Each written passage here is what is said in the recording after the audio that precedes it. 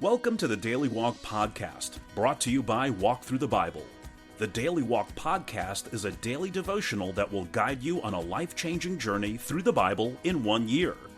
Join us every day to hear the entire Bible in a year, alongside a daily devotional thought that will help bring God's Word alive for you. Today's Daily Walk Devotional comes from Deuteronomy chapters 5 through 7. The second and longest of Moses' 3 sermons start in chapter 5 and ends in chapter 26. He begins by reviewing the 10 Commandments, the foundational expression of God's moral and spiritual requirements for humanity. He then stresses the importance of loving God and passing on his law to succeeding generations. Moses realizes the need for Israel to keep the law and to teach future generations God's commands if they are to be what God desires, an obedient people conquering their foes in God's strength. Now, let's listen to Deuteronomy chapters 5 through 7. Deuteronomy 5. Moses summoned all Israel and said, "Hear, Israel, the decrees and laws I declare in your hearing today. Learn them and be sure to follow them. The Lord our God made a covenant with us at Horeb.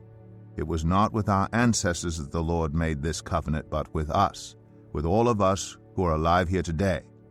The Lord spoke to you face to face out of the fire on the mountain.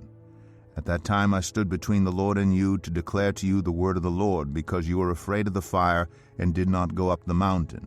And he said, "I am the Lord your God, who brought you out of Egypt, out of the land of slavery. You shall have no other gods before me. You shall not make for yourself an image in the form of anything in heaven above, or on the earth beneath, or in the waters below. You shall not bow down to them, or worship them.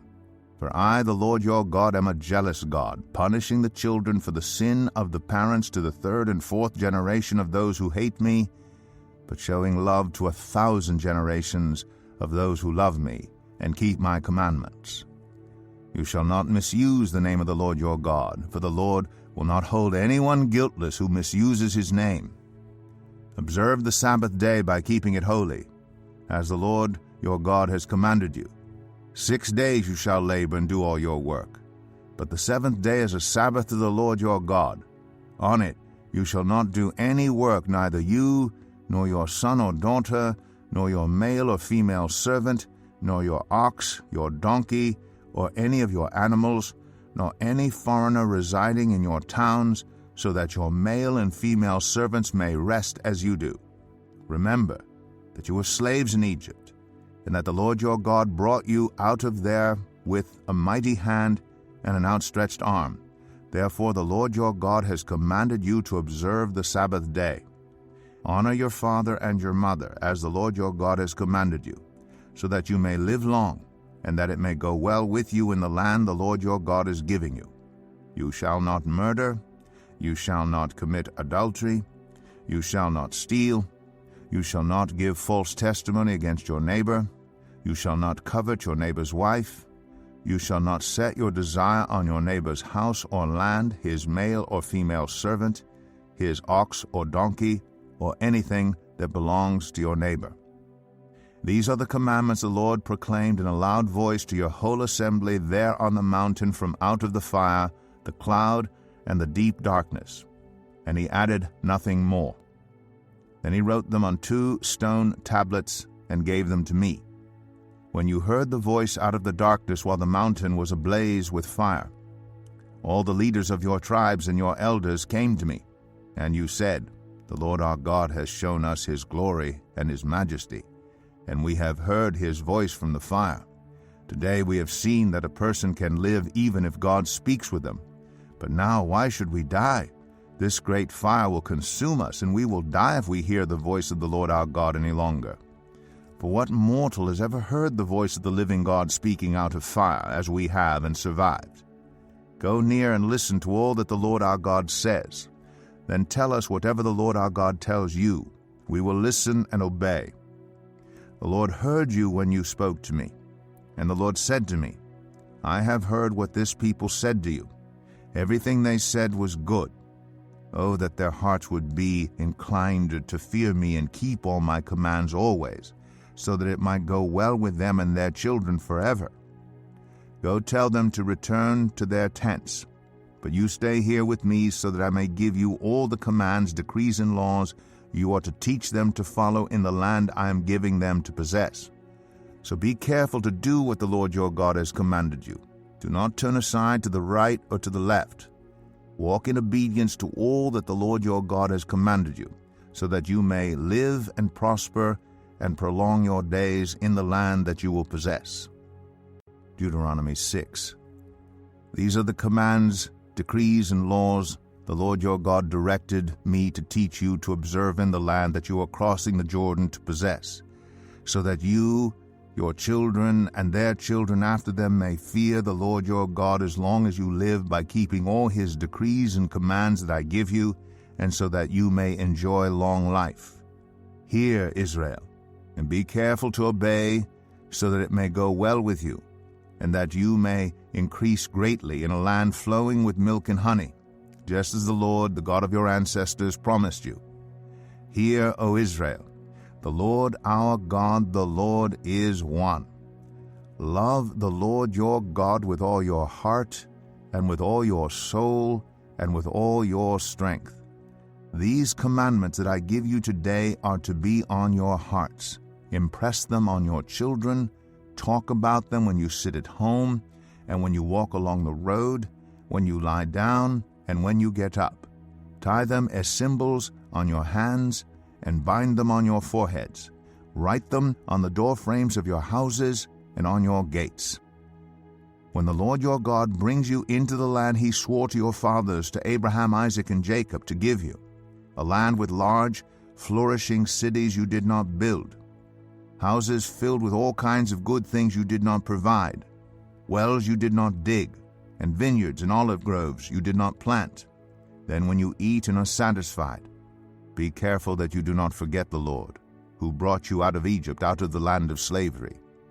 Fear the Lord your God, serve him only, and take your oaths in his name. Do not follow other gods, the gods of the peoples around you. For the Lord your God who is among you is a jealous God, and his anger will burn against you, and he will destroy you from the face of the land. Do not put the Lord your God to the test as you did at Massah. Be sure to keep the commands of the Lord your God and the stipulations and decrees he has given you. Do what is right and good in the Lord's sight, so that it may go well with you, and you may go in and take over the good land the Lord promised on oath to your ancestors, thrusting out all your enemies before you, as the Lord said. In the future, when your son asks you, what is the meaning of the stipulations, decrees, and laws the Lord our God has commanded you, tell him, we were slaves of Pharaoh in Egypt, but the Lord brought us out of Egypt with a mighty hand. Before our eyes the Lord sent signs and wonders, great and terrible, on Egypt and Pharaoh and his whole household. But he brought us out from there to bring us in and give us the land he promised on oath to our ancestors. The Lord commanded us to obey all these decrees and to fear the Lord our God, so that we might always prosper and be kept alive, as is the case today. And if we are careful to obey all this law before the Lord our God, as he has commanded us, that will be our righteousness. Deuteronomy 7. When the Lord your God brings you into the land you are entering to possess, and drives out before you many nations, the Hittites, Girgashites, Amorites, Canaanites, Perizzites, Hivites, and Jebusites, 7 nations larger and stronger than you. And when the Lord your God has delivered them over to you, and you have defeated them, then you must destroy them totally. Make no treaty with them, and show them no mercy. Do not intermarry with them. Do not give your daughters to their sons, or take their daughters for your sons. For they will turn your children away from following me to serve other gods. And the Lord's anger will burn against you, and will quickly destroy you. This is what you are to do to them. Break down their altars, smash their sacred stones, cut down their Asherah poles, and burn their idols in the fire. For you are a people holy to the Lord your God. The Lord your God has chosen you out of all the peoples on the face of the earth to be his people, his treasured possession. The Lord did not set his affection on you and choose you because you were more numerous than other peoples, for you were the fewest of all peoples. But it was because the Lord loved you and kept the oath he swore to your ancestors that he brought you out with a mighty hand and redeemed you from the land of slavery, from the power of Pharaoh, king of Egypt. Know therefore that the Lord your God is God. He is the faithful God, keeping his covenant of love to 1,000 generations of those who love him and keep his commandments. But those who hate him, he will repay to their face by destruction. He will not be slow to repay to their face those who hate him. Therefore take care to follow the commands, decrees, and laws I give you today. If you pay attention to these laws and are careful to follow them, then the Lord your God will keep his covenant of love with you as he swore to your ancestors. He will love you and bless you and increase your numbers.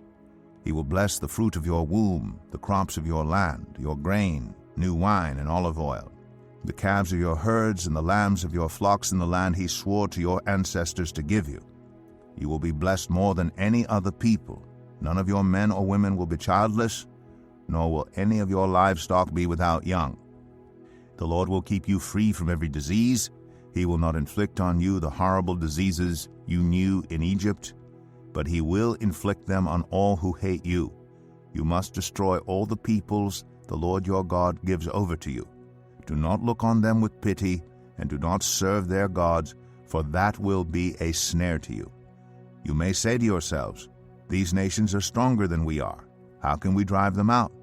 But do not be afraid of them. Remember well what the Lord your God did to Pharaoh and to all Egypt. You saw with your own eyes the great trials, the signs and wonders, the mighty hand and outstretched arm with which the Lord your God brought you out. The Lord your God will do the same to all the peoples you now fear. Moreover, the Lord your God will send the hornet among them, until even the survivors who hide from you have perished. Do not be terrified by them, for the Lord your God who is among you is a great and awesome God. The Lord your God will drive out those nations before you little by little. You will not be allowed to eliminate them all at once, or the wild animals will multiply around you. But the Lord your God will deliver them over to you, throwing them into great confusion until they are destroyed. He will give their kings into your hand, and you will wipe out their names from under heaven. No one will be able to stand up against you. You will destroy them. The images of their gods you are to burn in the fire. Do not covet the silver and gold on them, and do not take it for yourselves, or you will be ensnared by it. For it is detestable to the Lord your God. Do not bring a detestable thing into your house, or you, like it, will be set apart for destruction. Regard it as vile, and utterly detest it, for it is set apart for destruction. Here is your daily devotional thought to help you live God's Word. If a God is defined as anything that has the potential to replace God as the focus of your life, what will be the most dangerous God you encounter today at work, at home, on your campus, in your leisure time activities? As Moses repeated God's law to the people, he emphasized one command: "You shall have no other gods before me." Why that command? Because he had indelible memories of the golden calf incident at Mount Sinai. He knew the ever-present danger of substituting something for the all-important someone. In addition, Moses had keen foresight. He knew the religious climate into which the people were about to move, a land filled with idolatry and unabashed immorality, which, if permitted, would turn the Israelites away from God. Go back over your list of potential gods. Have you allowed one or more to take a controlling interest in your life? If so, circle the ones that need to be rooted out. Then invite the one true God to return to his desired and proper place in your life. Thank you for joining us today for the Daily Walk Podcast from Walk Thru the Bible. Be with us tomorrow as we continue our life-changing journey through the Bible in a year. Love this episode of the Daily Walk Podcast? We'd love for you to rate and give us a review on iTunes or Google Play. Make sure you subscribe so you won't miss an episode as we walk through God's Word together. For more resources to help you live God's Word, visit walkthru.org. That's WALKTHRU.org. Walk through the Bible. Take a walk, change the world.